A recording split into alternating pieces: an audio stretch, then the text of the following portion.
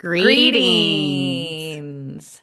Welcome to Film Gazers, a podcast focusing on the science fiction, horror, fantasy trinity, and 20th century entertainment. I'm Steph.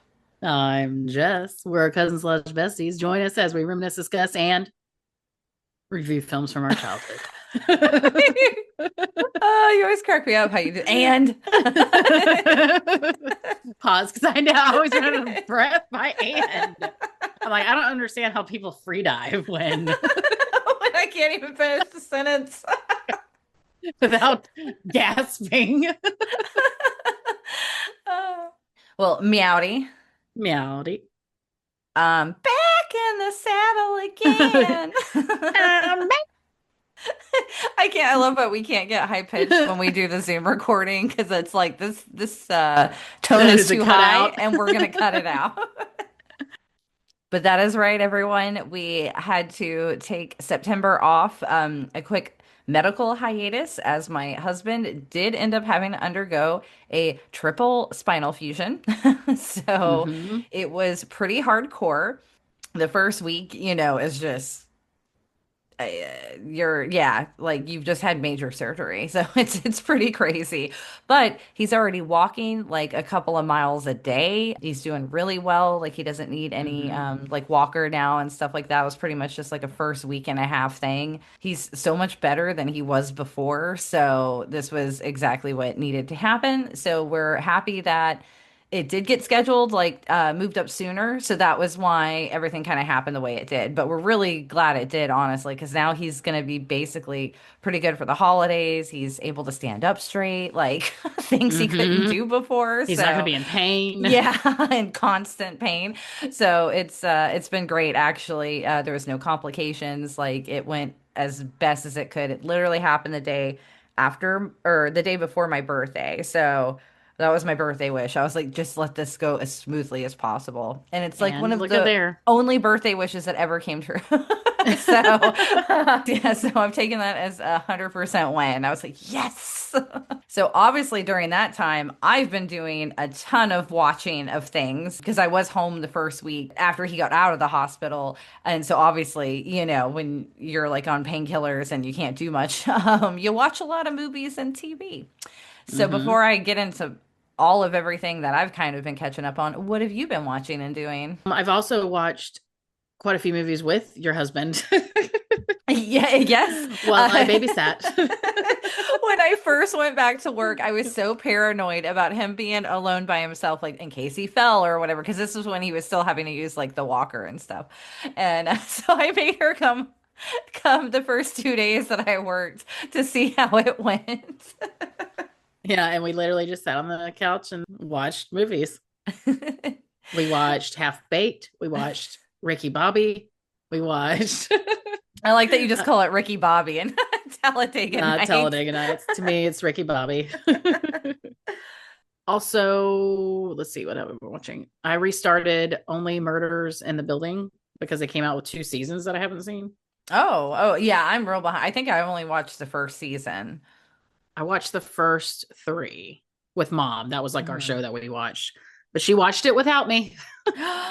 She watched those seasons without me because she had Hulu and I did it. So I've also watched I started Portlandia Oh, again, I love just as like a background Portlandia. show. I know it's so funny. It's so funny to me. Like I love like Fred Armisen's sense of humor, Hmm. and I just love that. I love And that they show. play off together so well. Yes, they do. And he's got that look like the episode where they're like, it's like one of the first episodes where they go to the cult. Yeah. And just like the look he gives like the cult leader when he's like, oh, I so love funny. I love so many of the characters, but I do think what do they call them? Like the lesbian bookstore characters. Like Yes, yeah. I love Those are them. great. I think they both like play off of each other so well when they do those specific characters. I like the one where he's like, I'm a big baby with the weird people and I it cracks me up. Like I know the Mhm. humor is not for everybody, but I enjoy it. Yeah. So I was watching that just as like a comfort in the background show because we've Hmm. also had some like health stuff going on at my Hmm. family as well. So yeah, it was a recovery month It really was. for Yeah. everybody. And then I discovered something about myself. Hmm. This has also changed for me. I remember, and I just listened to an audiobook recently and said, yeah, I still don't like audiobooks. Yeah. I like Mhm. audiobooks now Oh, because what changed your mind? I still have not finished the Fourth Wing series, the last book that I've been Mm-hmm. reading. And it's because even the other day I was washing dishes and like, man, I really wish that I could just listen to it instead of read it. Because Yeah. then I could listen to it all the time while I'm doing things. Yeah. So I'm like, oh, I guess I do like audiobooks. You're a convert. And then so I have the library app, Libby. Oh, yeah, I need to get that. Yeah, it's nice because it's free. I mean, it's still like you still have to check out a book, so it might not be available. Yeah, yeah, yeah. They have, even if it's digital, they have so many like licenses kind of, yeah, that can be Yeah, I checked was out at bummed a about time. that. I don't know why I Hmm. thought it would be like limitless. Hey, it's still better than, because Andrew and I have like a Spotify family plan, and we found out that like audiobooks, they started putting those on there. And then I was never allowed to listen to them though. And then we find out it's because like only the owner of the plan can listen to the audiobooks. And I was like, well, That's that's stupid. disappointing. Yeah. And then when Andrew was looking into it, because he was like, oh, I wish I could just transfer you as like the main account, because Owner. then you could, yeah, listen to the books. And then he looked into it more, and it was like kind of expensive if you wanted to like add on an additional like reader listener. Yeah, And then he found out even under the account that we pay for, you only get like 15 hours of listening a month, which didn't seem like a lot to me with an audio book. You know, like some that's like one audiobooks take book. like, yeah, so, and some of them are even longer than that. So I was Because like, what I'm listening to now is like 13 hours. yeah, yeah. And then if you're reading some like even more heavily fantasy or sci-fi, it's probably going to be Oh like yeah. 20 to 25, you know? So, yeah. So I was like, oh, well, and then I didn't feel as bad about not having access to it because I was like 15 hours isn't even that much. So screw it. It's good for music, but yeah, I definitely wouldn't add the add-ons, yeah, for any audiobooks. Like, yeah, I'll just get Libby, and I have a Mhm. library account too. I could just go to the fucking library. I need to. So I did download, or I've been listening to one because when I had to go back and forth to the hospital, It's a drive, yeah. yeah, it was a Hmm. drive. So I wanted something to, and for some reason, like lately, I haven't been like in a music mood. Hmm. I I'm get like, I that. just Sometimes don't. I need something I've different. listened Yeah. to everything in the world, and I don't want to listen to anything again. There is no music in the world anymore for me. See, this is when you got to get into some handpan. That's what I've been listening to I mean, lately. I do that at home, but like on the road, Oh, no, on the road I like it. I don't need something like I want to like chill, but not too chill, or I'll go into a trance while I'm You're driving. like, I don't need to be too I don't relaxed. want to full meditate while I'm driving. So this one is called Broken Places by Tracy Clark. Mm. And it's about a female black used to be detective. Now she's a private eye. Mm. Yeah. Okay. And it's like a murder mystery. Yeah, and you don't have a stuffy old man detective. Because that's what Right. so many of them are. And it's like a black woman reading it. Oh, very nice. So it's like Yeah. accurate. So Like they get. it makes you feel like you get into it, from her Hmm. perspective. Yeah. A good actress. I like that audiobooks are so popular now that like all of the readers are like almost like voice actors. You know, Yeah. Yeah. like Yeah. it's past the point of narration. Like they're getting people who actually like fit these characters and the stuff. And I think that's kind of Hmm. cool. I Because love it because it's like acting it out essentially. yeah, because I haven't listened to many audiobooks, but one of the ones I had was Bridget Jones's Diary. And Hmm. they had like a British girl, you know, narrating it and everything. And it just made it so funny and like more fun. But I really like story podcasts. Like I'm a Hmm. huge shout out to Old Gods of Appalachia. I mean, I think it's very big now. So, but if you're into that kind of stuff, like it's so good. And yeah, they have the voice actors and the story, and it's episodic, you know. So I love listening to stories like that. Yeah, so we watched a lot of movies. A lot of them were like more like comfort family films, especially like the first few days like after surgery because he still wasn't feeling very good and you're just like, ugh. So we watched Babe, like Chicken Run, Road to El Dorado. Nice. In the hospital, we watched like Despicable Me 4 and Shrek and like Mhm. so I think oh, and he even watched 13 going on 30 with me there. That's He had funny. never seen that one before. Oh, really? What did he Yeah. think? At the beginning he was like, "Oh my God, I hate this girl." And I'm like, "Yeah, that's kind of the point. Like, she learns and, blah blah blah." And then towards the end he was like, "No, it was fine." It was fine. It Yeah. was fine. I also rewatched Moonstruck. I hadn't watched that movie in years and years and years, with Same. Cher and Nicolas Cage. I And just I, remember the cover of her dancing. yes, and I actually loved it considering the plot line. It's kind of like messed up a little bit. What's the But plot line? she basically is a widow. Her husband had died only like 2 years into their marriage. He got like hit by a bus or something, like Mm. completely random. And she's like a bookkeeper, I think, for the family businesses or like certain ones in her area. She's been dating this like older kind of guy named Johnny. She doesn't love him. Like she just was like, I just need to settle down with somebody. It kind of has that old school kind of outlook on marriages a little bit. Yeah. And then, oh, yeah, well, because even her mother, like, she's living with her parents again, obviously. Like, even her mom was like, do you love him? And she's like, no. And she's like, good. Like, because they're like less trouble, basically. And then he's leaving because his mother is dying in Sicily. And so he leaves to go do that. And then he's like, hey, before we get married and all this stuff, and like, will you get a hold of my brother for me? We've been like estranged, but invite him to the wedding, see if you can get him to come or whatever. And she's like, okay. So she goes to do that while he's in Italy. And the brother is Nicolas Cage. And Hmm. oh, he's so cute in it.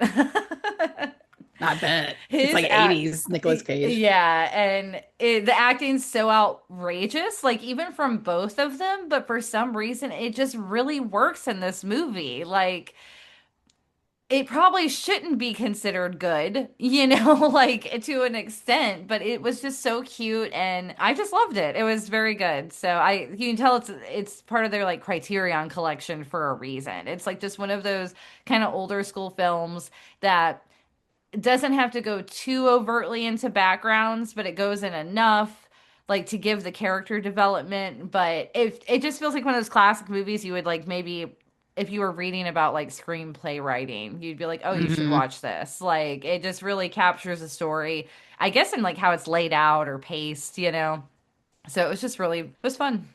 We also started Grey's Anatomy. Andrew, Nice. yeah, you know him. He likes his drama shows, and so we had started watching that, and even I got kind of into it, to where You he's got even like, 25 seasons. yeah, that's what we were like. Oh my God. I'm pretty sure it's still on. It's definitely a drama. I hate Meredith Grey. Like she's insufferable. But I mean honestly they're all awful. The only one I like is Dr. Burke and Dr. Bailey. They're like the two that are Who's solid. Dr. Burke? He was Isaiah Washington is the Oh, actor's name.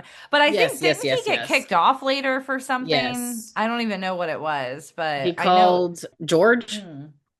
the Yeah, actor that played George. George. Yeah, what Yeah, about he him? supposedly he called them the F word. Oh my Yeah. God, seriously? Yeah. Yeah. Oh man, that sucks because I like the character of Bert. God damn it. Of course it had to be for something awful. I was hoping it was like, oh, I wanted more money. No, no. It was because Hmm. he Damn it. Damn it. Damn it. We've also been watching Kitchen Nightmares now. Nice. Now you've officially come to the dark One of side. us. One of us. Oh my God. Oh my God. And my favorite thing about it is he goes in these dirty ass kitchens and he just uses his bare fucking hands I to like he'll be putting his bare stick his hand hands in there and smelling in a it. grease trap. He's like, "Whoa, what is this? Disgusting." I'm like, "You're putting your hand in the grease trap. Of course it's greasy." Yeah, exactly. Don't put your hand there. He's like sticking his hand underneath the oven. I'm like, oh. I'm like, don't do it. Don't do You're gonna get bit by something. Sticks his face and everything to it. smell it. Smell Everything. this. It's Smell disgusting. this. And all the like fake like throw up like sounds. Ugh, ugh. It's amazing. Oh, so what I don't know if you did this during your watch of it, but after we finish an episode, we go You'd and look it up. Google what happened to the restaurant. And sadly, there have been so many where they're like dead now. I was like, Jesus Christ. Oh man, because it's Like, so long ago. well, not even that. Like some of them, like one poor guy, like took his own life like a few years later or something. Damn. And yeah, like just some messed up stuff. Or then a lot of them just like it still went out of business and they just went on to do something else or whatever. But Hmm. some of them are sad. It's like, oh my No, I don't think God. I did that. I only did it for Yeah. like certain ones where I'm like, damn, I gotta see what happened to him. Yeah, yeah. No, we've been doing it with like every single one, and we're like, God damn. Well, that sounds like a fun little activity. It has. Oh yeah, super. It's great. Andrew also got the new Silent Hill F. So he started that and it's very Scary. beautiful so far. Not as gory as Oh, like the Silent Hill 2 remake, which I was kind of I'm like I feel like it should be gory. But no, well, uh Silent Hill. yeah, so far so good though. He's very early in it and I just watch. Like I can't play these games. I would suck at them too badly, but I Yeah. appreciate all of the imagery and the plots and stuff sometimes. So, yeah, that's what we've been doing. We kind of have a spooky season list kind of lined up for ourselves. Maybe I'll dive into that a little bit, do a mini. So, now that I'm back in the saddle again. I am It's back. still cut out. Oh, it's so That's so funny. funny. Oh man. But that's what we've been up to, guys. Thanks for sticking with us. Also, shout out to Jessica for like really following through and pushing with the TikTok and like implementing that when you can, because we've definitely seen an increase in listens. And it seems like every time we do, it's when we have to take a break or something happens. So, That's usually but how it goes. hopefully we can keep this momentum. If you're listening for the first time and you found us on TikTok, thanks, welcome. We're also on Instagram. You can find us there. But yeah, the TikTok's really been getting a little more traction, and I feel like we're definitely getting some more traffic. So that is fun. And I also wanted to shout out to Time Shifters podcast because I've been catching up on some of their episodes because with everything going on this past year, I got real behind on all the podcasts that I actually enjoy listening to. Hmm. And they had shouted us out, and it was one from months Oh, ago, to be nice. honest. Yeah, but I was catching up. So giving them a shout out back. And I had finished they did it was 3 episodes for all of the Martian Chronicles from a made for TV like miniseries that came out. I believe it was in the 70s, I think. Oh, okay. But they were really good. Their discussions were really good. I have never seen the miniseries and it made me want to watch it. And so I'm going to put that on a list of watch this eventually. But they were really good episodes. So shout out to you guys. And as you know, we're doing this month Fangs for the Memories with Blade and Sinners. We got a little old, we got a little new. And Hmm. next month, we're going to do Fantasy and Fellowship with the first Lord of the Rings movie, Fellowship of the Ring. And we're going to end it out with one of Jessica's family, a Gentry favorite, Willow. Yep. Willow. In this episode, we watched 1998's Blade. Blade. Blade. It was directed by Stephen Norrington. It was written by David S. Goyer. It was based on Blade by Marv Wolfman and Gene Colan, the comics. Produced by Peter Frankfurt, Wesley Snipes, and Robert Engelman. It was starring Wesley Snipes, Stephen Dorff, Chris, My favorite. and Bush Wright, and Donald Logue. Cinematography was by Theo Van Desand. Edited by Paul Rubel. Music by Mark Isham. It was distributed by New Line Cinema, which I feel like we all have very distinct memories of a Hmm. lot of New Line Cinema movies. The release date was August 21st, 1998. The running time is exactly 2 hours. The budget was 45 million and the box office was 131.2. So this did Hmm. really well for back then. Blockbuster. So on to the fun facts. In North America, Blade dislodged Saving Private Ryan, which had led the previous 4 weeks of the box office. So it finished at number one with 17.1 million over 2,322 screens. Nice. It would be at the top for 2 weekends, but then it was overthrown by There's Something About Mary, which 1998, man, that was a good I year. was gonna say, I was like, this is banger after banger after Yeah, I banger. know. I was like, and I Like, saw not Saving Private Ryan, but I remember seeing something about Mary in theaters. oh, it's so funny. I remember begging my mom to let me watch it. So I didn't see it till it was like We available were to rent. dying in the theaters. It was so funny. I was a little too young to get some of the jokes at first. And then, like, as I got a little older and would watch it again, I'm like, oh my God. I was like 12, 13, Mm. 12 or 13. Yeah, so I was like 10. Hmm. So this was one of the first movies produced under the Marvel Studios banner, but the production itself was licensed out to New Line. Screenwriter David S. Goyer had really lobbied hard to get involved with the project. He had previously worked on Dark City and The Crow, City of Angels. So he proved that he kind of had the right sensibility for Blade and this kind of source material. He also had the passion for comic books. So he was actively fighting against some of the ideas the studio had. Apparently, there was talk of like almost making it comedic and like a spoof. And he was like Mm. really against that and was able to kind of talk them out of that. I think there had even, I don't know if it's the same draft or this was a different draft, but I saw some mentions that also there had been one where it was more of like in a Mexican Western type setting, which would have been very different as well. And that wasn't even anything like the comics either, I right? don't think so. Yeah, I think they just had a weird idea maybe and we're going to do it. So, but none of that happened. But because it was a lesser known comic at the time, he had more leeway, with just getting away with changing some of Hmm. the character because it's not like he was taking over Superman. So in the books, Blade is never half human, half vampire. Oh, He was, bummer. yeah, he was always human. And there were other things that had changed as well because obviously his mother wasn't bitten by a vampire if he was human. Like, that's Yeah, right. so Mhm. that was kind of all Goyer a little bit. The biggest intriguing creative choice to a lot of these articles I'm finding is the director Stephen Norrington. He was a British filmmaker. He was in his early 30s, and his only previous feature was made in 1994, and it was called Death Machine.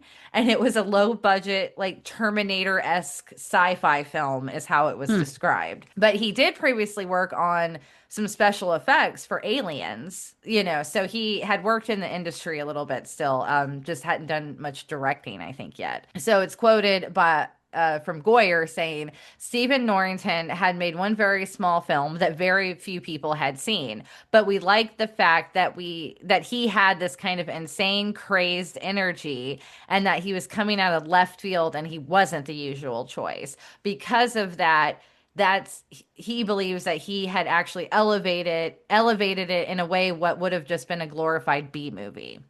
So I think he's right. I Like get it. I think Yeah. a lot of the stylization and some of these Hmm. shots and how it was done at the time like really just made it more badass. Hell yeah.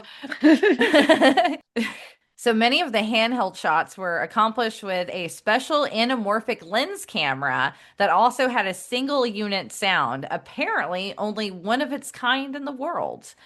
Oh. Saw that on a little one, yeah. So Blade's car is a modified 68 Dodge Charger, and these vehicles have been used in a lot of American action cinema, like Cannonball, Fast and Furious franchise. So it has that distinguished look to it, and I think it's perfect for Blade's car. I agree.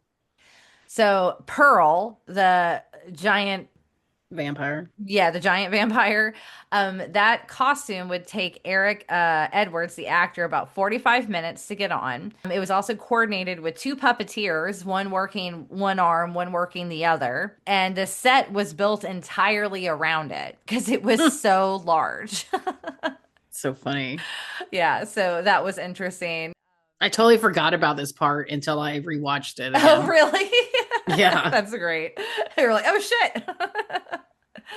So the character of Quinn, who the guy who kept getting his arm chopped Oh, I off, know. Yeah, Donald Logue.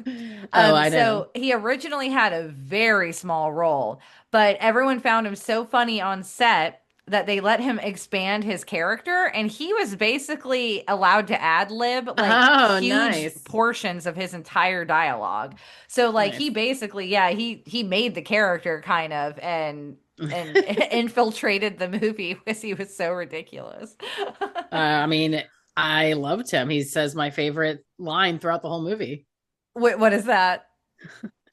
I want to be a naughty vampire god. I love that that's your favorite line from the movie. I want to be a naughty vampire god. That's great. Yeah, he was definitely the like outlandish comedic relief that worked still for this movie. Like it didn't take away from it at all. No, it was Or perfect. It even was take perfect away little from the action. comedy Yeah, sprinkled like in. added to it. Exactly. So I saw this mentioned a lot, but it says at around 28 minutes, when Karen first meets Whistler, Blade can be seen holding a map of New Orleans. They think that it's not only implies the city that they're in, but an homage to the comic books because many of the stories of Blade occur in New Orleans. But I mean, that skyline is not New Not Orleans. it Like didn't that feel like is New New Orleans at all to York or me. like yeah, like that's a huge I was skyline. thinking Like like either New York or like Chicago. yeah, or even maybe Seattle. Like like it just seems somewhere up north a little bit. But then when they are going to the train tracks, yeah, I felt that was more of like maybe a Chicago vibe. So, according to Wesley Snipes and Stephen Dorff, that was on the commentary, Snipes had thoughts on the scene where Blade and Deacon face off during the day on that street with like the little girl. And the issue with this scene involved scheduling realities and then the director's uncertainty at the time as to what he was kind of wanting from the Frost character. Hmm. And this was one of Dorff's like very first days of shooting. And so it's quoted that, and the guy hadn't had the chance to figure out what his character was, let alone play the dynamics of the scene yet. This was kind of like an important scene to be like a day one kind of filming situation, Yeah. apparently, is kind of what Snipes was implying. So he said he tried to help, which was very delicate, and it paid off. He told Dorff, "We need more." And it finally clicked with them, resulting in a powerful interaction. Stephen Dorff didn't disagree when Snipes was saying this, and he added that it was an interesting day, in part also because apparently David Fincher was visiting the set. That is the director, David Fincher. So Stephen Dorff was also like, fuck, David Fincher's here. And so he said he had been rehearsing for hours at that point, and he did feel like his performance was growing stale. And Snipes would stop to watch the playbacks and everything because he would remind everyone that like he's a fucking producer. So he basically would be like, again, differently. Like everyone does say that Wesley Snipes is very difficult to work with, but he was saying that the Because he's a most tense. perfectionist or what? Yeah, well, and he can just be an asshole apparently Mm. too, I like don't believe I that. in Blade 3, it was got so bad that remember they have to like superimpose opened eyes because at one point Wesley Snipes refused to open his eyes when they were filming the scenes. Like yeah, I don't remember hearing that. it's like a very well known, like if you watch Blade 3 or Trinity, and he hated that whole premise of the movie, so that I think he was extra, like against the grain. In this one, he wasn't that difficult. He was just as usual, like, yeah, like he's a producer, he wants to have a say. And he was quoted as saying, the most tense situations on a movie tend to make the best movies. So I guess he's just wanting to get reactions and get them riled up and stuff, Hmm. So, and it turns out in 2004, the screenwriter Goyer did reveal that David Fincher did, in fact, get involved. After Seven, he had kind of helped Goyer develop the script. He didn't write it fully, but he did have a part in it. So, also, that's probably why it's, pretty good too. That's also that's probably pretty good.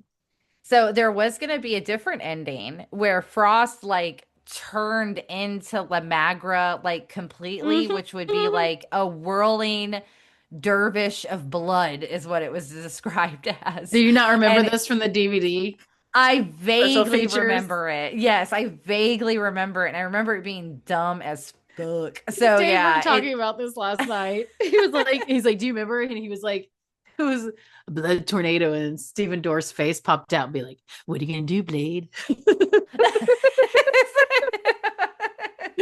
and it tested just as negatively. So that's why they redid the entire ending with the Frost and Blade sword fight. Hmm. So just before landing that killing blow with Deacon Frost and the stuff he put in him with the injection stuff that Dr. Karen had come up with, he says that line, "Some motherfuckers are always trying to skate uphill." Yeah. And as a lot of people are like, it's confusing. And then other people are like, oh, it's still badass. So the reason why it was used because that was the exact line and words that Wesley Snipes had used to describe the character of Frost after they had read the script and they were doing brainstorming sessions. So the director and writer just thought it was such a funny line that they made that one of his last lines They're like, it's a in the Snipes script. original. Yeah. There was a couple of lines that were pretty like random. Dave said that one was also in, he said that again when he replayed the character, I think, in like one of the newer movies. I think so. I think I saw Yeah. that mentioned in somewhere. It was that Marvel, the one that they did with all the vampire, like yeah, where it had all of them. I don't even Right. remember now which one. So in total, 88 people and vampires die over the course of the film. Nice. That's a good body count. That's a good body count. There you go. So that's it. Those are the fun facts. And with that, Jess is going to take it away with the You Googled Summary. Imbued with the cursed gift of immortality, the invincible half human slash half vampire hybrid Blade embarks on an endless mission to rid humankind of the bloodsuckers that infest the earth.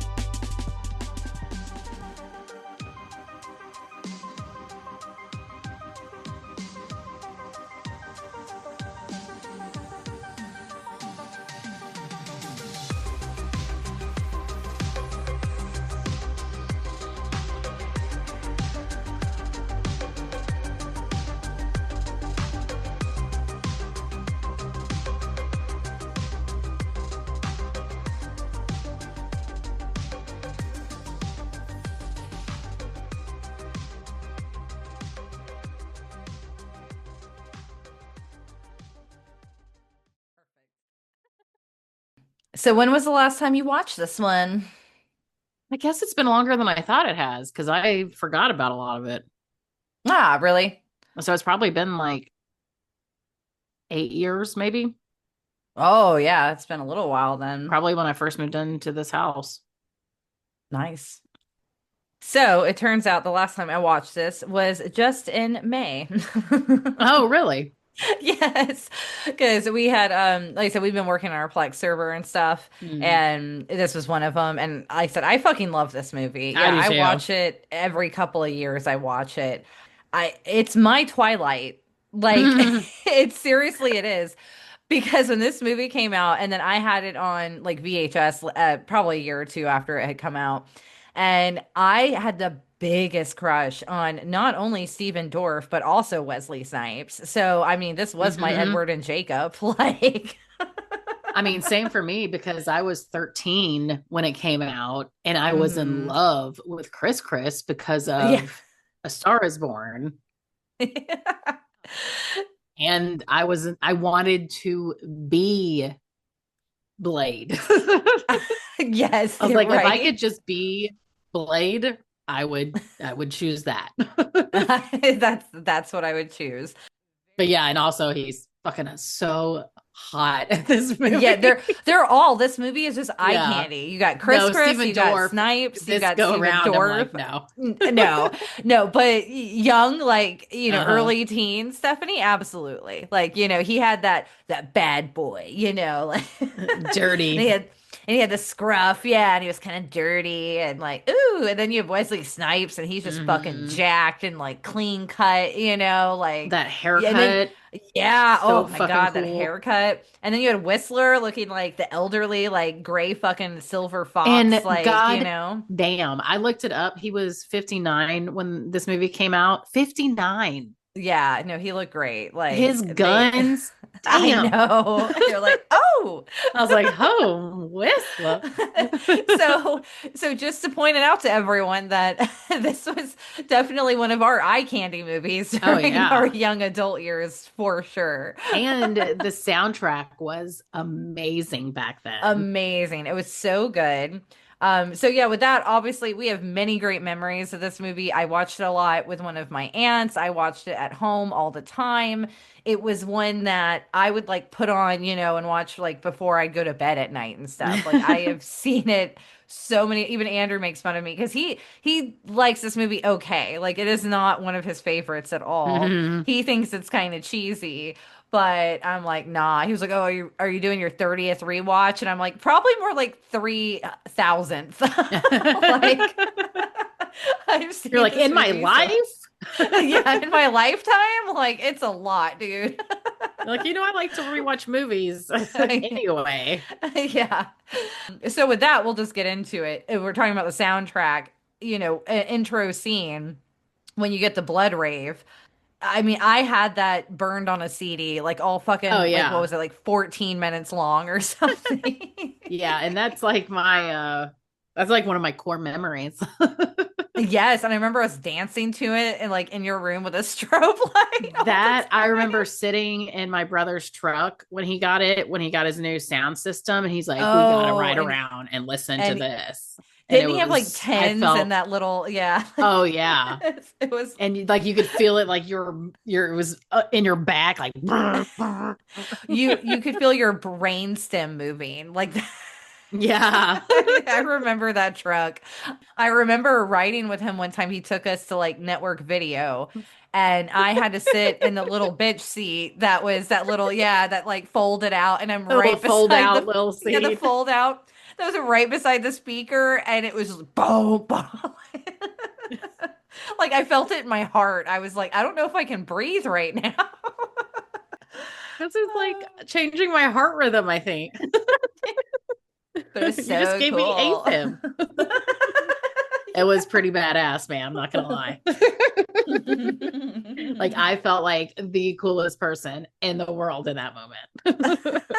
That's so funny. So here was a fun fact. I have a few that I was just going to sprinkle throughout the discussion of the film. But in the very beginning, when you have like she's almost sounds like Russian, the girl bringing the human to the rave. It turns Yeah. out she was a extremely well-known pornography actress at the time. Huh. Yeah, she was like made a shit ton of money and then apparently went on to do some other stuff later in production and like got out of the game. But apparently she was very popular, very successful in the adult entertainment industry.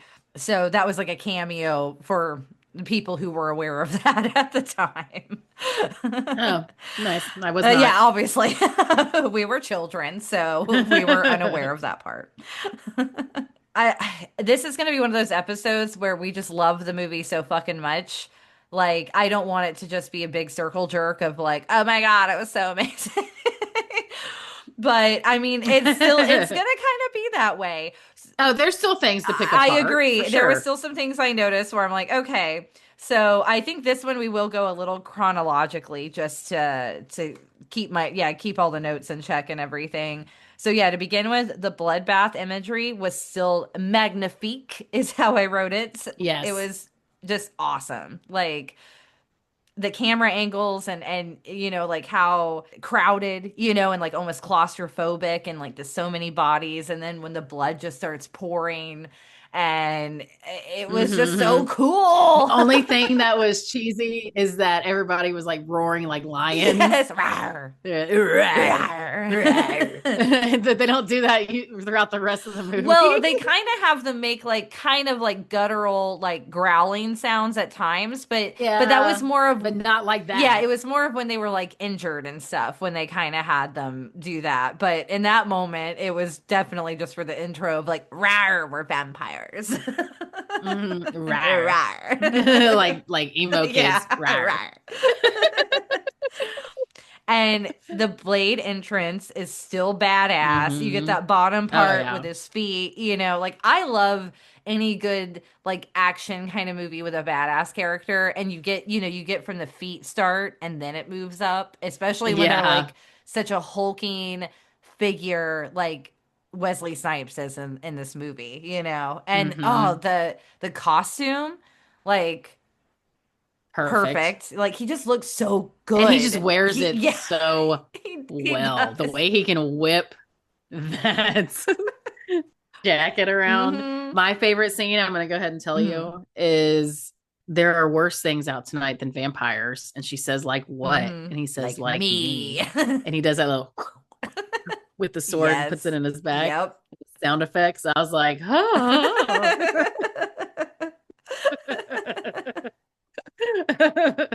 Like, I got a little weak in the knees. And this intro I was like, scene, still holds up. yeah, and it goes balls to the wall. Like you get an instant like action sequence in the beginning with him fighting. He's just so badass, and you get all the introduction of him talking about Frost. The other character, Quinn, like, he's of importance basically because he's like, how many times do I have to like fuck you up? Because I guess he kind Yeah. of keeps that one alive to like string along Be and the yeah, be the messenger. Yeah. messenger and that kind of stuff.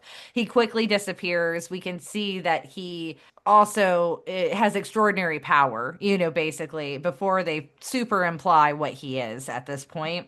And so the police show up and then he dips out. And then we get to another scene where we introduce Dr. Karen Jensen, who, by the way, yeah, they had her in the list. I'm gonna look up the actress's name again. Wait, yeah, and I don't know how to pronounce her name. It's Nbouche or Nbouche, right?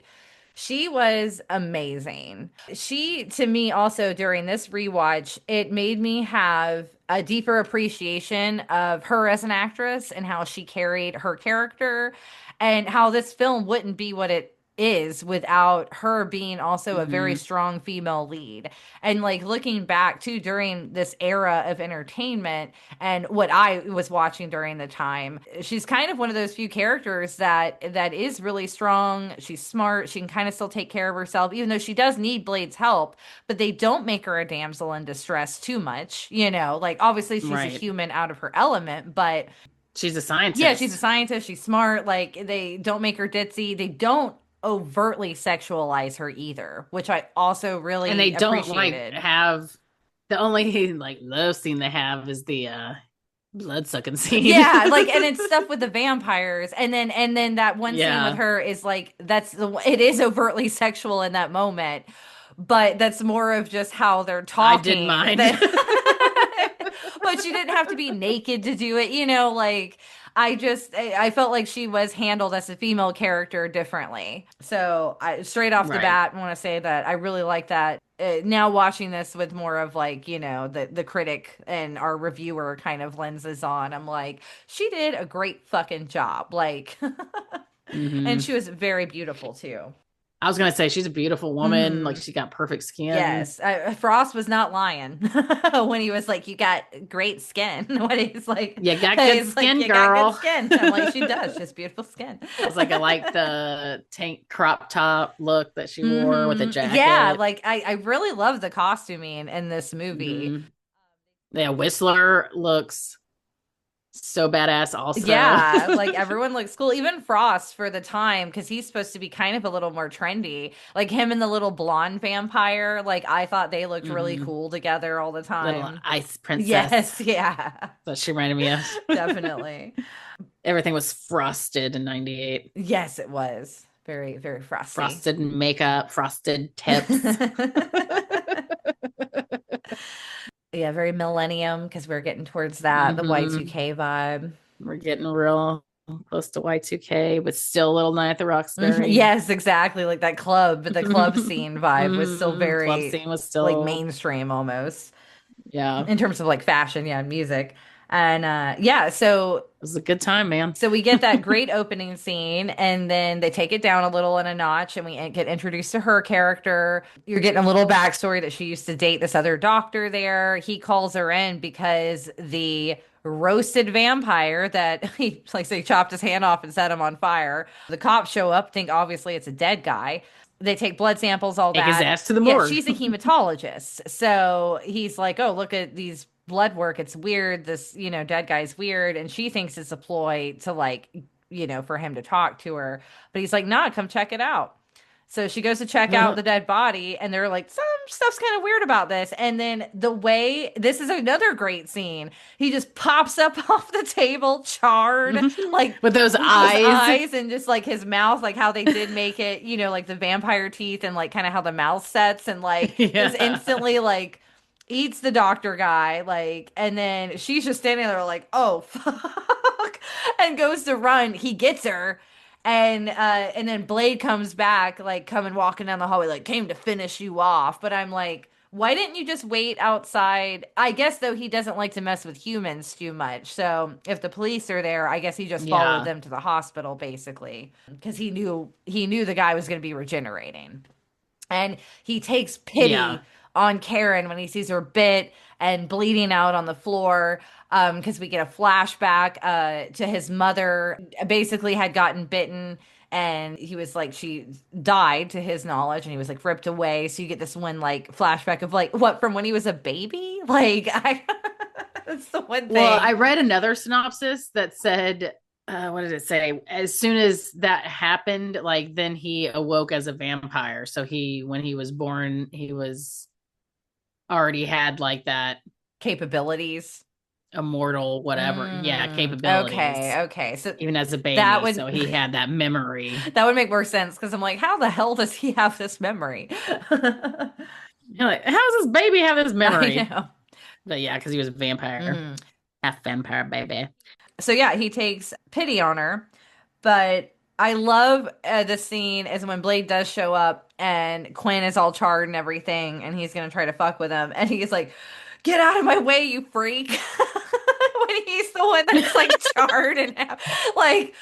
Yeah, that's a good scene. And yeah, and that's what I like about this movie is because making it a spoof would have been horrible, but this movie had enough funny quips from Quinn and also like some of Hmm. Wesley Snipes and certain characters' lines where it had that comedy to like Hmm.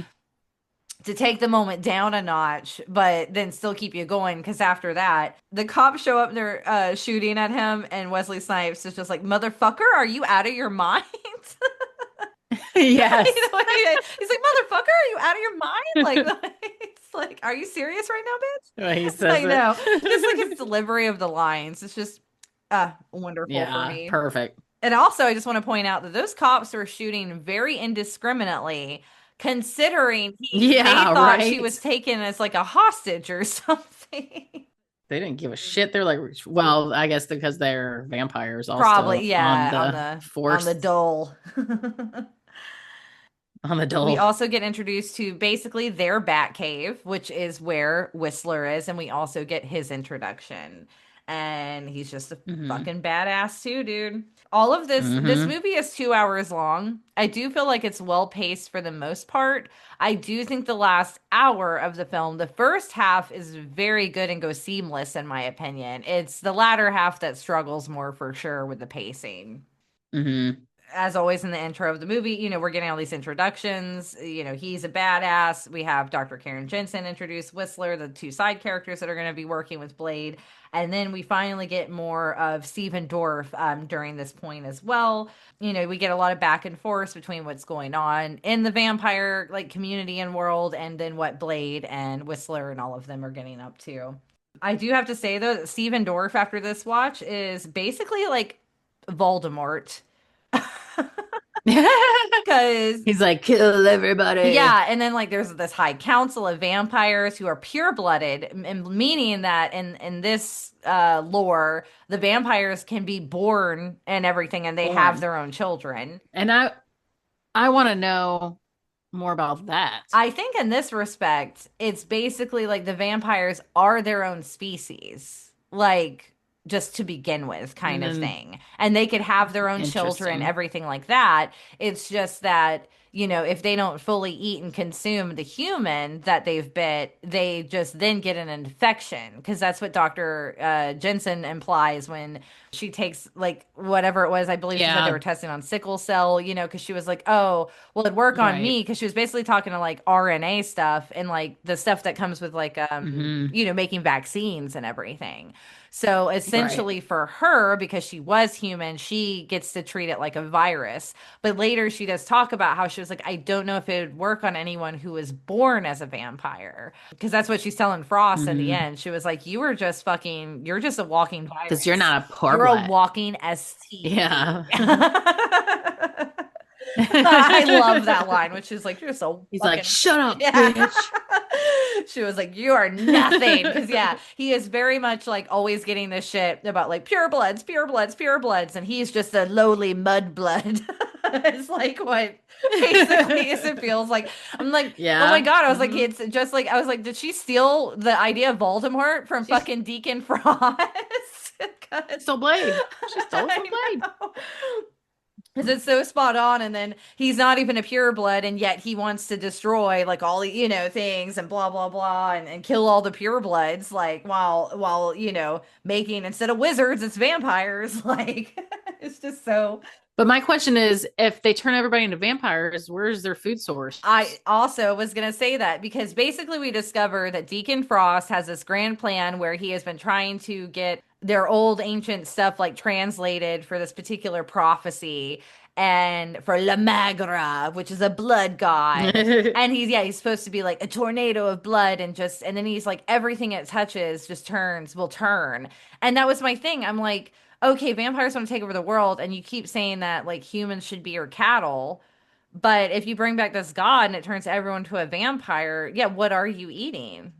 Like, are y'all gonna just Yeah. eat like animals then? Like, Yeah. Turn and eat each other. I yeah, like it just doesn't like that's where the plot holes do arise. If you think about this for too long or like want to look into it too much, you're like, okay, that's dumb. Right. Because, like, Pearl, I was confused. Oh, so that's another fun fact I did read. So Pearl, why they were able to be as like large as they are, because you're like they're vampires, how would they like gain weight, Yeah. like or anything like that? Apparently it was said that Pearl is just like the epitome of of gluttony.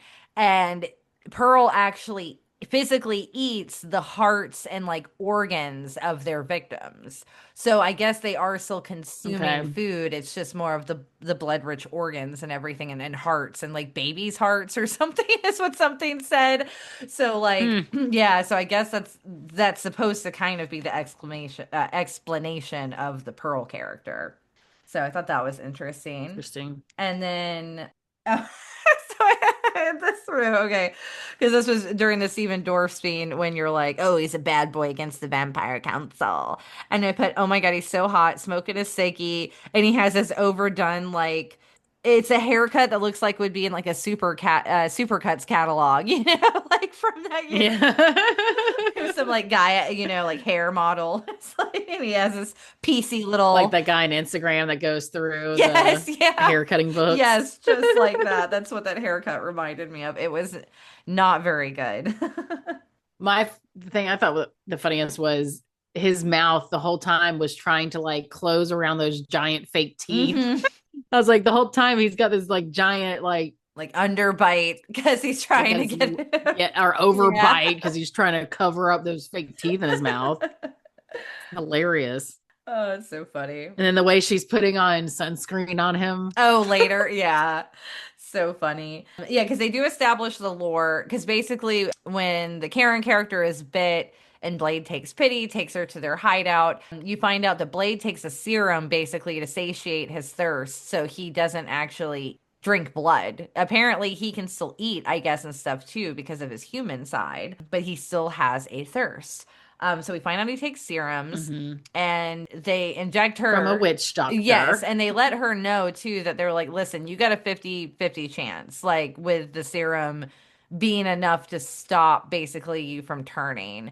And they're like, here you go. They give it to her, and the next day she survives, so she doesn't die. She hasn't turned, but they're still like, it could just slow the process essentially. And the lore that we receive is that crosses don't work. None of that kind of bullshit. He was like, they've been around before Christianity existed. Like, that's stupid. No, it's not going to work. And I think someone even said they don't care. When they were like figuring out the lore for this, because they were like, well, what if the vampire is Jewish? Like, what are, like, there's other religions that exist, like, besides Christianity. So that would be dumb if that was the only thing that worked. But no, apparently it's silver and garlic work because basically they're allergic is essentially how they describe it. And they go into anaphylaxis and then UV light as well. So that's basically it. The sun. Yeah, the sun. So you got 3 ways of killing them. Go for the head, go for the heart. Yeah, and they do regenerate otherwise. So other than that, they are pretty like a lizard. Badass, yeah. Like when they cut off Quinn's arm and it grows back and it's like all stumpy and small still, like a lizard tail would be when it regrows. Exactly. I did like when Whistler, like, he was like, oh, here, I modified it or whatever. And he's like, it's still heavy. And he said, but you're so big. I know. I love that line too. It's like, it's those little one-liners. But you're so big. Yeah, that like made it really like had the funniest little parts in it that like say it breaks up the tension. The way he delivered that. Yeah. It was good. It was very good. Oh, and there was another when basically they send Karen on her way and let her know that like, hey, they're going to be out for you now that you've been exposed to them. And you see the like glyphs when they had like the vampire glyphs or like tattooed on their neck and stuff. I remember being like, oh my God, that is so cool. I want vampire glyphs on my neck. I've never got a neck tattoo, but when I was young, I absolutely wanted one. Oh, I did too. And then I was like, wouldn't it be cool to have a barcode tattoo? Yeah. Like, oh God. Oh, I am so grateful that I never got it. Never did that. Blade tattoo or barcode on the back of my neck. Oh, that's so funny. Because knowing me, I'd be like, I want the barcode for cheese. I need a barcode for Kraft cheddar block. Yeah. Oh no, I would want my barcode to be for like the like almond and like port wine cheese ball. Fancy. Mine's gonna be great value. Who am I trying to kid? So funny. So in the scene with Karen when she goes home because she's like, oh, I should probably get the fuck out of here because she had a scary experience with people with glyph tattoos. And then a cop shows up and the cop you find out is a familiar of Frost's. Blade, like, he's a little bitch. Yeah, and Blade beats the crap out of him, and then he's also like taking his watches and all of that because she's like, are you stealing from him? And he's like, we're not exactly the March of Dimes. He said, how do you think we fund this operation? Yeah. Another good line. And this is where I have a couple written down in a row. Again, when he's smashing the cop like against his own car, just in the middle of the street. Like he gives no fucks. Like that's what makes his character just so cool. I guess because he's like, this isn't even the real world. Like nobody gives a shit about going to jail. Yeah, that's the least of his worries. Like he's like, I'm not going to jail. Right. I'll just kill all these motherfuckers. So, and it's like one of his little monologue things that he's when he's talking to Karen because he's like, "You gotta learn to pull the trigger," and Yeah. has that one. And I even and then he like kind of did a little smile, and I wrote, "He could smile at me all day." Mm-hmm. Yep. It's open season on Suckheads. Another good line that happens. And this is like between when they were doing like those kind of like hyper speed shots, like in between, which I think to some people they'd be like, oh, this is cheesy or kind of a silly effect. But I feel like it really did add to like, I don't know, it does feel like this movie's on speed sometimes. And it like Mm. felt like it gave to that like almost like a manic quality. And I feel like that those scenes like added to that mania, I guess. It wasn't anything that bothered me. No, it didn't bother Like it didn't me. feel like it was like too fast paced Yeah, or and I feel anything. like again, I just feel like it added to like, ooh, it's like Vampire Mania, like you're super fast but it wasn't like in a Oh shitty yeah, right. Twilight way. Yes. Yes.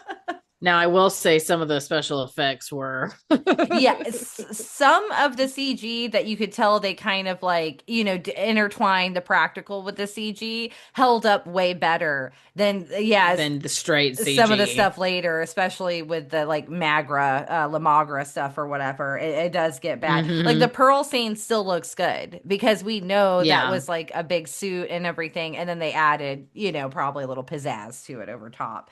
But yeah, and then some of it with the fake blood, where it's just supposed to be the fake CG blood and stuff, you're like, oh, I did like that Pearl scene when she's like, he moved.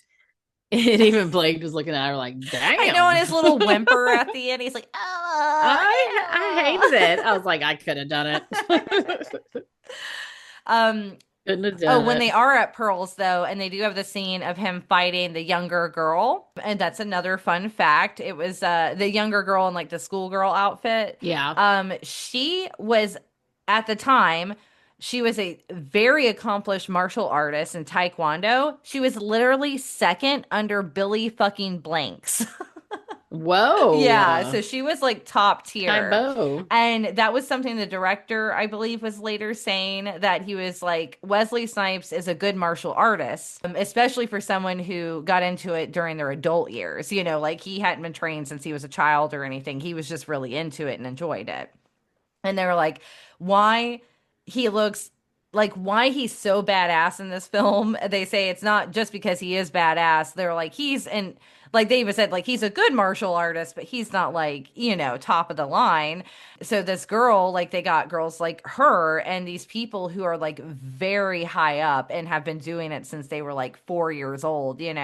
So the director said that he thought of it this way, like the better we get the people he's fighting, even better that Wesley Snipes looks, like because his fighting Yeah. style, they can take a hit, they know how to, so that's why they said that they feel like the fight scenes did stand out a lot because they had a lot of professional fighters that he was doing this against, and it just made him look like he was even better and knew even more, like was And a kind of lot of how he it is like described it. choreography Uh-huh, it almost, is. like the So fight. So and someone who's a professional fighter can knows how to move in a fight, even if it's choreographed. hmm Exactly. right, Hmm. exactly. So that's where the director said that like all of the people he fights are very good fighters, like in real life. So I thought that was And very that's what I cool. loved about I think the fight scenes in general is that they weren't too long. They were like interesting enough. Hmm. The train scene was so intense. Yeah, that one was done I well. was like, whoa. Yeah, it's yeah, it was just like I said, I really love this movie. So I thought those were all of those parts were well done, and I like the kind of fighting style and the martial arts that they implemented, and the blade fighting, was just even more badass. Like, and I will say the CG of the vampires disintegrating was not as bad as I thought it was gonna be. Of which one? All of them, like just when he's like fighting with the silver, and they just all start like disintegrating or kind of Oh catching no, fire a little I bit. that one That I still thought looked pretty Yeah, it good. looked fine to me. It wasn't like over the top or overly noticeable of like, ooh, that looks like the blood. It was bad. Or the when they got stabbed with those syringes and their heads bubbled up. Yeah, that one was rough. Yeah. That one was pretty Yeah, that bad. one was pretty I did bad. like at the end though when the vampire souls came out of their bodies. I thought that looked Oh cool. yeah, it's still a little cheesier, but It was it cheesy, but I looked still better enjoyed than it. yeah, like the exploding head blood scene. That some of that scene reminded me of like Indiana Yeah, Jones style yes. special effects Oh, with the melting faces. just to go back to the train scene though that you were talking about, um, because this is when they're running away from the Pearls compound where they had followed the cop. Like, it's I like Blade too because it kind of is like a mystery or detective a little bit as well. Like he's having Hmm. to hunt this stuff down. But when they're all running away and Whistler was with them because he comes in to basically cover their asses. And he's like, catch you fuckers at a bad time. But then later, when they're walking to the train, he's like, son, I'm getting too old for this. Somebody get me a goddamn wheelchair. It was, And a second later, he's like, I don't know what happens. He's just yeah, gone. And he then you gets see him like like, scurrying into a yeah, rattle. I mean, a yeah, because like manhole. I think they like knock him down or something. She's like, oh my God. And he's like, he can take care of himself. Even though he needs a wheelchair. That's what I was like. I was like, the man just said he needed a wheelchair. What I thought when he was like laughing when they had him all like strung up and they were like, what's so funny? He's like, I'm expecting company. I'm like, one old man. Hey, he's a real He's like, one. I got backup, but he needs a wheelchair. Oh, it's so funny. So after this point, we get more of because basically she finds out Blade was kind of using her as bait to get the cop and all of that. It does feel like they kind of give us the lowdown on Blade twice, like it wasn't needed. I do feel like that part was repetitive because in the Yeah. beginning, they kind of already mentioned it already, but now this is the part where like he's fully explaining it to Dr. Karen. And I'm just kind of like, like you've already mentioned this. Like we know, but technically Karen didn't get told. So now we have to see Karen getting told. Like that felt redundant. Yeah. We don't need to see the look on Karen's face when she finds out. Yeah, but I guess it's more of now it's supposed to be, oh, she's getting to his personality. And you also get Whistler's backstory as well. He talks about how he had a family and vampires essentially broke into his home and killed all of his family in front of him Hmm. one by one, and we're going to save him for last. And all we know is he got away, I guess, or that didn't work out completely for the vampire. And yeah, and then that's when later we get the scene with Deacon Frost. He's been doing his little translating. The translation's complete. And he goes and kills the council guy, which this I did think was kind of cool, because I'm like, all right, they got their little motorcycle helmets, like they're completely covered. They put on extra sunscreen. It's a little more practical. Again, this is why I feel like they're more of just a different kind of species than, you would think any vampire, whether they were covered or not, if they are surrounded by sunlight, that they would just explode. Burst into flames. Yeah, Yeah. like how is leather gloves protecting you? Or something Yeah. like If that's the case, then why didn't anybody else think of that before? yeah, or just anything like that. Why isn't anybody else a daywalker? Yeah, so I'm like, okay, well, this they can kind of, it just doesn't last. Like, obviously, they can't do it for sustained periods, but long enough. And In the sunrise or yeah, so they whatever. take the Yeah. pure blood out and just let them fucking pop, basically. My thing is, if he's a pureblood, that doesn't come with any extra special abilities because they were kind of all punks. Like they didn't do anything. I agree because this is, again, this is one of those big plot holes because I'm like, they're all on a council. It doesn't seem like Frost was actually a part of the council in any way. He was just called Yeah. in because he's the one running nightclubs and stuff. And they're like, yo, dude, you're causing some issues with your bullshit. So I'm like, where did they give him all this power? Like, why are they letting him into these places and looking at these archives and, running. Well, he wasn't supposed to be, but I guess he just don't listen to him because they don't do anything. Yeah, well, even in the beginning, the one guy comes when he is still translating. By the way, the song in the background that they have when he has like his little earbuds in and he's like, yeah, in that room Hmm. translating. I need to find that song because I really liked it too. Um, but yeah, because that guy, the council guy or whatever, comes in because he's like, "Oh, you're so boring" or whatever at the end, and like saying he's wasting his Yeah, he's like, you time. bore me. And I was like, you look scared. I know, and then they know he's kind of like obviously he's younger than them as vampires. He's techie. Yeah, he's like, I think someone called him the Gen X vampire or something.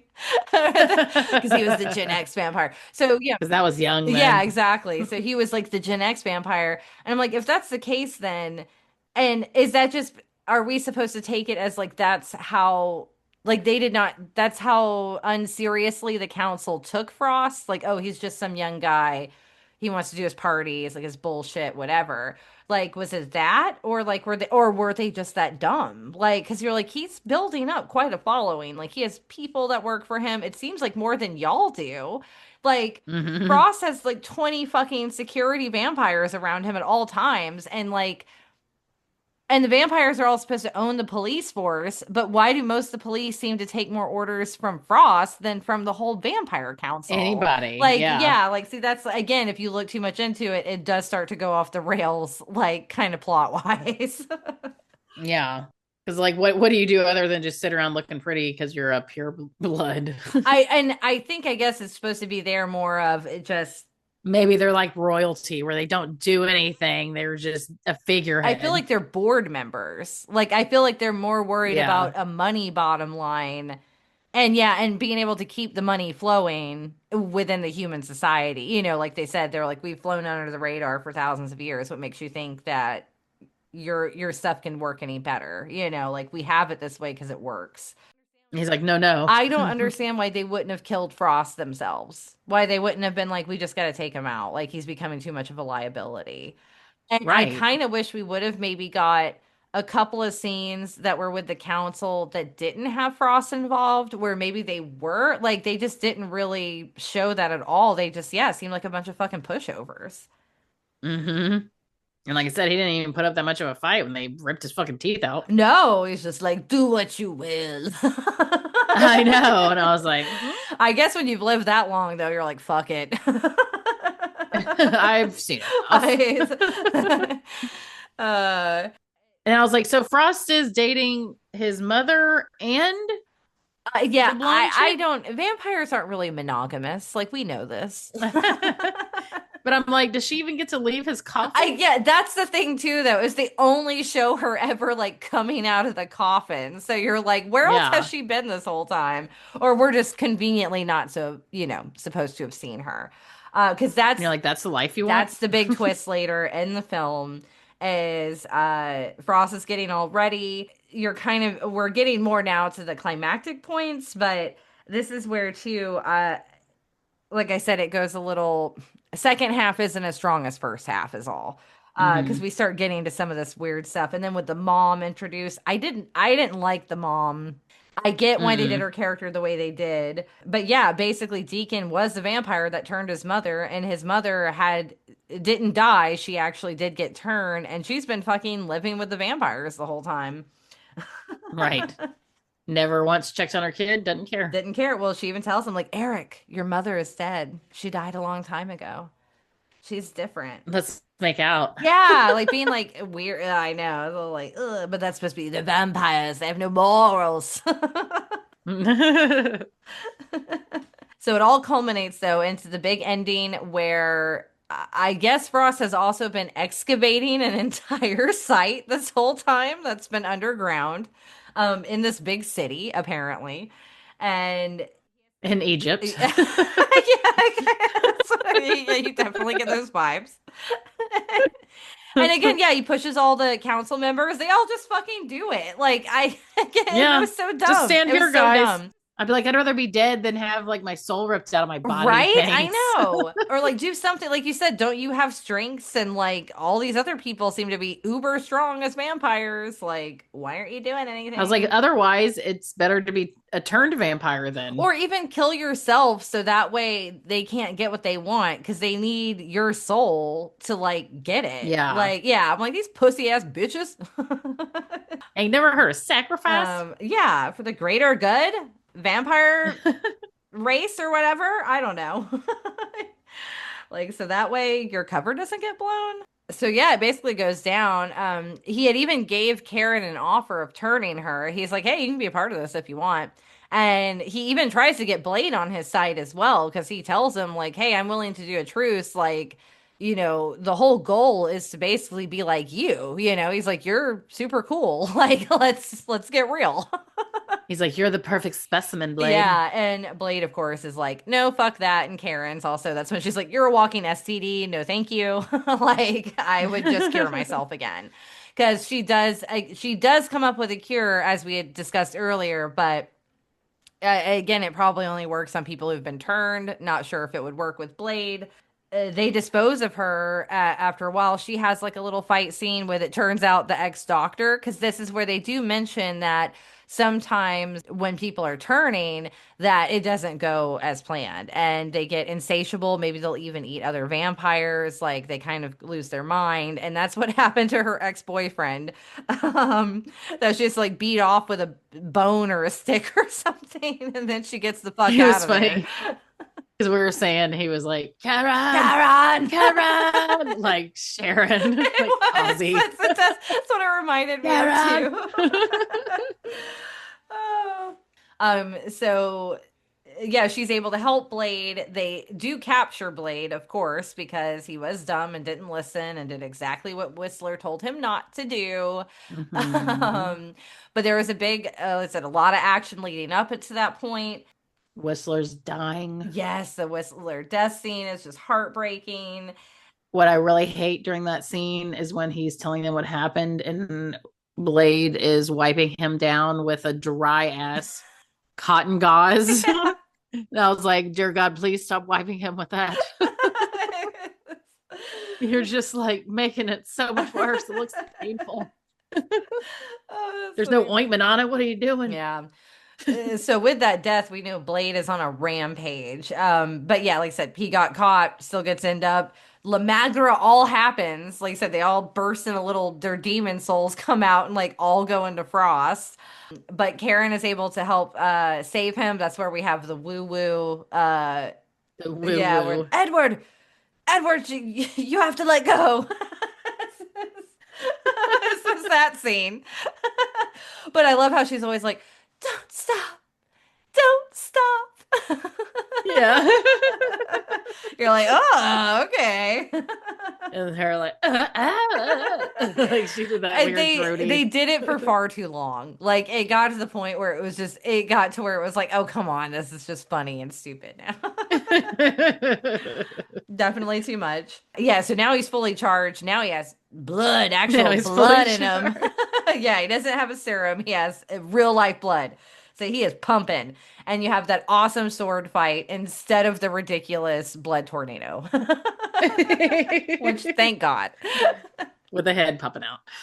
And I think, like, again, I say this is well paced. I feel like maybe if we divided this up into four parts, it's the third part that they should have streamlined a little bit better, and or maybe not had so many of these little plot hole kind of things where you kind of get to think about it too long in that section of the film. So Mm. maybe they could have dwindled something that down, because the ending scene is really good, but it's not that long, actually. Like, when you're Yeah, watching it, like, it goes really it goes quick. pretty quick, like, because you find out, it gets to the point where Deacon Frost can't be murdered at this point, even with a silver sword and all of that. Like, he literally comes apart, and it's like a little blood connector thing. Like, that one, that CG That was wasn't pretty very good cheesy. either. Yeah.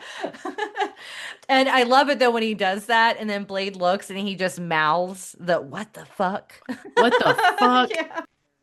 And then another of my favorite scenes from the big fight at the end is when Steven Dorff is like doing like the jumping, but they have him very like, it's like cat-like jumps. Like, he's like, Yeah. Like Spider-Man almost. yes, yes. Like a feline Spider-Man. It was very funny. I'm like, so all of that just to get red eyes?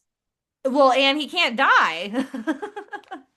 Kind But of. I also thought Lamagra was supposed to turn everyone in his path. Like, so that's Yeah, where, none of with that them happened. redoing the ending, it kind of also ruined everything they kind of set you up for in terms of the Lamagra stuff. So, yeah, Hmm. because they were like, oh, this looks like shit. So they changed it to them fighting, but then they kind of forgot about that whole scene where they talk about what Lamagra's capable of. Like what he's actually there for. Yeah, and then I'm like, It's not just to fight Blade. yeah, well, apparently now it's just, yeah, Steven Dorff, and he's just on, yeah, it's just Deacon Frost, and he's on a mission. So, so yeah, that's kind of silly, but he ends up killing him with the serum we mentioned that the doctor had kind of come up with that explodes them. And that's the end game for him. Apparently, it still takes down naughty vampire gods. Yep. Still does that. And we get the some motherfuckers are always trying to skate uphill. We get that line. I like that it ended with that. Hmm. And I would have loved if Blade 2 would have just been a continuation of like him and Dr. Jensen working together. Like, I Yeah, feel that like would have been she should good. have just been the new Whistler, essentially, but she could have been creating all these like injection things and like, like that Yeah. would have been super cool. And then you could have like got her where she was like training with him, and then she would be like almost like that character from the Grindhouse films with the one anesthesiologist girl who would like fight and then she would like throw the needles and stuff. Like they could have done something like that with like Dr. Karen Jensen, vampire hunter. Like You're I right. thought it would have been super cool. Instead, they do what they do. And because she came up with that serum, or like she injected herself, whatever, maybe it didn't fully make her human. So she's also kind of a hybrid. Right? That would have been awesome. That would have been I super know. But cool. instead, they have it to where he's basically like, I still got my work to do. So, because she's like, I could still, like, I'm going to try to come up with a cure.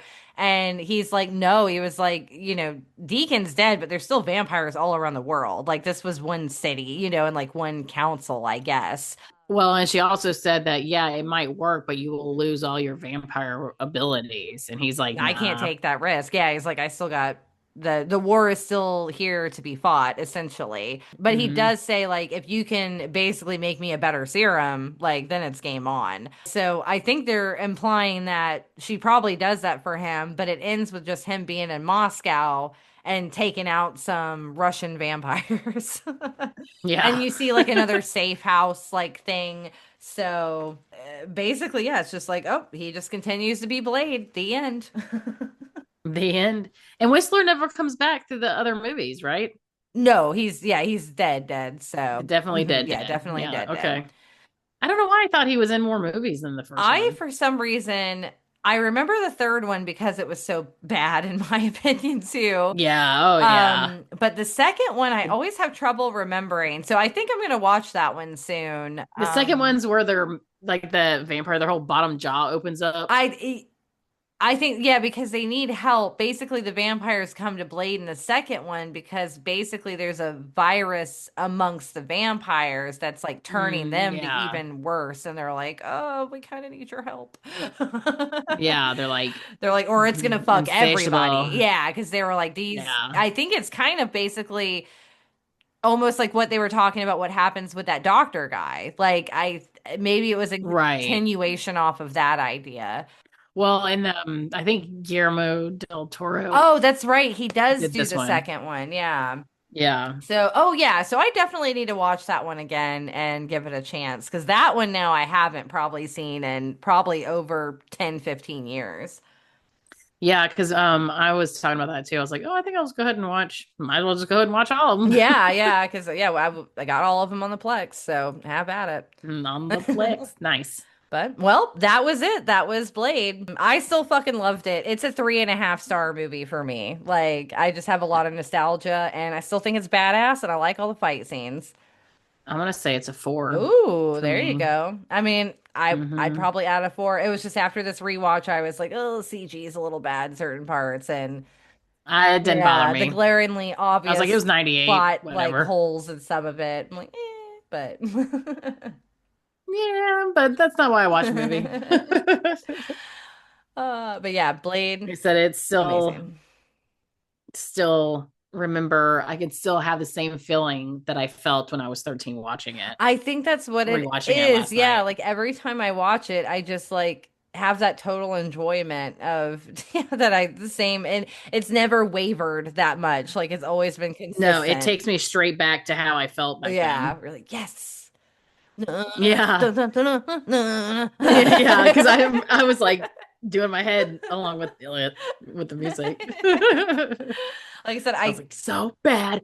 I Yes. have to find that one song that's playing in the background a little bit. And then they cut to it a little bit too when they're like zooming in on the computer, like scanning the glyphs or whatever. Uh-huh. And it's another like crazy sounding kind of techno song. So I'm like, I have to find out which one that one was. I can safely say we would both watch this movie again and are probably gonna. Definitely. Definitely. So this is a high recommend for us, guys. It's on up there with some of the other top favorite films we have with The Face Off, Bridget Jones, Big Hmm. Lebowski. Like this is top tier of our childhood like watches for sure. Hmm. Yep. And I'm glad we could share it for this spooky season. I know. It was good to come back to this one. I Yes, was looking forward to I watching was it. too, and I know I'd always wanted us to cover it, so I'm glad we finally did. Same Zeast. And I haven't seen Sinners Yes, I yet. was going to say So, to round out the month, we're doing Sinners, which I was very looking forward to watching. We remember we were all going to try to see this in theaters with oh, our that's little right. Jess and I have a friend named Cynthia, and we kind of do this group when we last year we went to Long Legs together, and now we call it kind of like Long Leggies. Group Is the name, group name, group group chat name. chat, yeah, that we have for just a horror like stuff related stuff. She wanted us to get together to see Sinners, and I think I complained about it about how like our movie theater just cut certain like they do not run horror movies for long. You get like a week, maybe Mm. 2 weeks if you're lucky, and none of our schedules like lined up correctly, and then they were already not playing it. So I'm really happy that we're gonna watch this one for the podcast because I was really dying to see it. Hmm. Dave watched it. And he said it was really good. Nice. So, Yeah. I'm like, I I'm don't looking want any forward more to it. spoilers. I've tried to avoid I don't everything I know can anything about it. about Yeah, it. Yeah. I've tried to avoid as much as I can. And I really like Michael B. Jordan too. Yeah, he's a good actor. So I'm really excited for the spooky season. And the end of this month, our one of our theaters actually is doing a special viewing of The Descent because it's like the 20th or 25th year Oh, yeah, yeah, anniversary. Yeah, so yeah. remember I we forgot got about it's that. for the long leggies. Um, so I'm looking forward to that. All right. And remember, guys, we have November is our fantasy and fellowship. And that's going to be the first Lord of the Rings, Fellowship of the Ring, and the movie Willow. So stay tuned for that in November. Make sure you check out our next episode that will be in 2 weeks, basically, for Sinners. And as always, you can find us at Film Gazers on the social medias and on the TikToks. And now that I'm back and rolling, my husband's doing well in his recovery and everything. I'm going to have a little more time again. So hopefully, I'll start working on some fun TikToks and social media to help you out as well. Which I'm not complaining. They're fun. Yeah, the Discord. We'll also try to be better about that, but we'll one thing at a time. We're actually getting at least some traction on TikTok and people are actually commenting and we're getting, like actually getting to talk to you guys. So, if that works out more, then that works out more and screw the Discord if we have to. Yeah, I mean, it's there. So I did post my Inktober prompts list that I made Mm. on the Discords. Oh, hell yeah. If I'll anybody wants check that to out. follow along. Yes, I'm gonna try to commit this year. It's 4 days in and I haven't done anything, but it's also the weekend, so I was gonna work on some this weekend. And catch on up. I got two down. I did There you two go. days. I know some people who do every other just so they don't get so overwhelmed. So then you only are doing like 15 instead of 31 or whatever. No, no, I have to do all of them if I'm going to commit. It's funny. Mama didn't raise no bitch. Uh, well, with that, it's time to hit the dusty trail. Until next time. Later, Later, taters. taters.